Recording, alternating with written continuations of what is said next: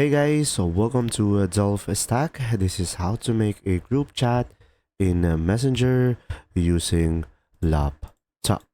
So first guys, it will be just the same process whether you are using a PC or laptop.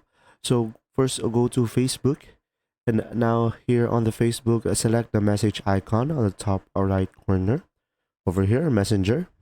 And now from here, down below you will have an option to see all in Messenger.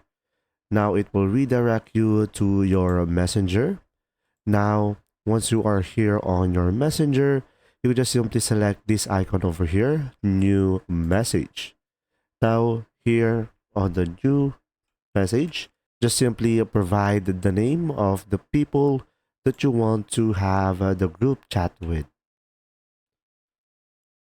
Now guys, from here, once you have added all of the people, you just simply say hi down below to create the group chat that you have. Now from here, as you can see, I have created the group chat, and from here, you should be able to send more messages and the people who are on the group can see it. If you found this video helpful, please like and subscribe.